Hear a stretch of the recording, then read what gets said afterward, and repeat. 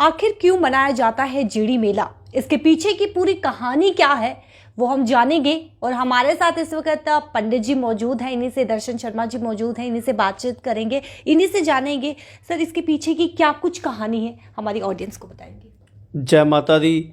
बाबा जी के चरणों में कोटि कोटि प्रणाम करता हूं और बुआ जी के चरणों में भी कोटि कोटि प्रणाम करता हूं, क्योंकि ये ऐतिहासिक जो इतिहास है बाबा जी का। और अगर देखा जाए जैसे छिड़ी मेला लगता है वहाँ पे, और दूसरा गार बाबा जीतो। अगर पहली बात की जाए तो गार बाबा जीतो से ही ये स्टोरी सारी शुरू है, क्योंकि बाबा जी वैष्णो देवी माता रानी के चरणों में रोज जाते थे और कहते हैं उस समय पैदल यात्रा करते थे। और इतनी श्रद्धा थी बाबा जी की कि रोज सुबह पैदल जाना और वापस पैदल आना, और घर आके फिर ही वो कुछ भोजन करते थे। तो बहुत बड़ी शक्ति थी, साक्षात माता रानी का आशीर्वाद था उनके ऊपर। तो कहते हैं एक समय ऐसा आया कि माँ प्रसन्न हुई और माता रानी ने बाबा जी को आशीर्वाद दिया, क्योंकि आप जो भी मांगना चाहते हो तो मांगो। तब बाबा जी ने एक ही चीज़ मांगी कि माता रानी मैं आपकी सेवा करना चाहता हूँ, और कन्या रूप में। तो तब उन्होंने कहा था कि मैं आपके घर पे जरूर कन्या रूप में आऊँगी, और कमल के फूल से कहते हैं माता रानी प्रकट होकर कन्या रूप में आई थी। और उसके बाद लगातार उन्होंने अपनी बेटी के रूप में, यानी कि जिसको हम बुआ कोड़ी बोलते हैं, और बाबा जीतो की कहानी जो वो एक इतिहास बन गया। और साथ में तब वहाँ पे कहते हैं इनकी जो चाची थी, जोजा चाची, और वो लगातार इनको परेशान करती थी, और वो एक तांत्रिक विद्या के माध्यम से परेशान करती थी, और इनके ऊपर माता वैष्णो की कृपा थी। और साथ में अगर देखा जाए राजा मंडलकर और कालीवीर की भी इनके ऊपर आशीर्वाद था। और जब जब भी ऐसी मुसीबतें आती थी, उनके जो बेटे थे वो भी इनके ऊपर अत्याचार करते थे, आए दिन परेशानी का दौर बनाए रखते थे। और एक दिन उन्होंने ये फैसला लिया कि हम ये यहाँ से स्थान परिवर्तन कर देंगे, यहाँ से स्थान शोध, क्योंकि बार बार जब कोई परेशान होता है तो उन्होंने यही डिसीजन ली। हालांकि लीला थी बाबा जी की और माता वैष्णो की।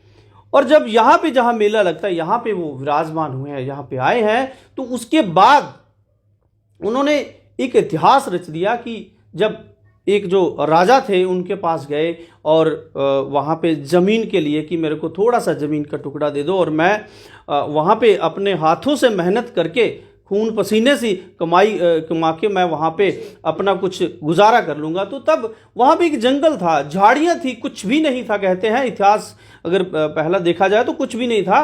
तो उन्होंने बड़ी स्ट्रगल करके वहाँ पे उस जगह को साफ किया अच्छी तरह से, और उसके बाद कनक की जो फसल होती है, तो राजा के साथ ये तय हुआ था कि 3 हिस्से जो हैं वो बाबा जी के, और 1 हिस्सा जो होगा वो राजा का। कहते हैं उसके बाद उनका जो दिल था जो बेईमान हो गया राजा का। और जब कनक अच्छी हुई, वहाँ पे जब कटाई हुई, कटाई के बाद जब वो कनक की भराई की जा रही थी, तब वहाँ पे आकर उन्होंने एक अपनी जो एक किस्म की बेईमानी सामने उनकी आई, और उन्होंने सारी कनक पर कब्जा करना शुरू किया। तब वहाँ पे बाबा जी आए और बाबा जी ने 3 बार उनको कहा कि मेरा हिस्सा जो है वो मेरे को दे दो, बाकी आप ले जाओ। जब ऐसी उनकी सुनवाई नहीं हुई, तब बाबा जी ने अपने आपको एक वहाँ पे उनके सामने ही समाप्त कर दिया। और उसके बाद ये हुआ कि जो कनक थी, इतना तूफान आया जब बाबा जी ने अपने शीश के ऊपर वार किया, और उसके बाद इतना तूफान आया कि जितनी कनक थी वो सारी की सारी बह गई। और जो कहते हैं उस समय जिन लोगों ने भी कनक उनकी खाई थी, वो आज भी वहाँ पे स्थान पर आकर उनकी हाजिरी बरते हैं, चाहे वो कोई पंछी था, चाहे कोई इंसान था। और बाहर से आते हैं, कितनी कितनी दूर से लोग आते हैं।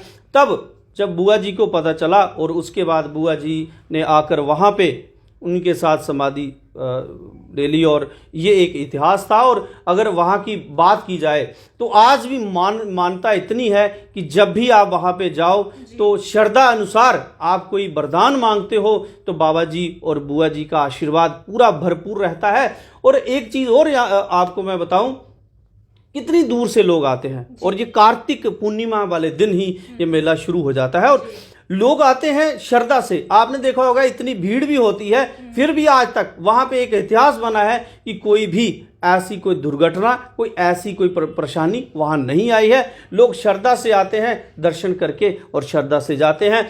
आप देखो पंजाब, दिल्ली, बॉम्बे कितनी कितनी दूर से आते हैं। तो मैं यही कहूँगा कि बाबा जी के चरणों में कोटि कोटि मैं नमन करता हूँ। एक इतिहास जो है सबको मैं यही कहूँगा आके वहाँ पे दर्शन करें और अपनी मनोकामना, आपकी मनोकामना है वो बाबा जी से आशीर्वाद लें और जरूर आपकी मनोकामना पूर्ण होगी और माता वैष्णो की चरणों में भी प्रणाम करें। जीडी मेला की बात करें तो जिस तरीके से पंडित जी ने कहा है कि दूर दूर से लोग जो है वहां पर आते हैं और वहीं पर जीडी मेला की कहानी क्या है पूरे विस्तार से आप पंडित जी से सुन चुके हैं। ऐसी जानकारी के लिए बने रहे हमारे साथ। कैमरा पर्सन दीपक के साथ मुझे दी इजाजत, शिल्पा शर्मा।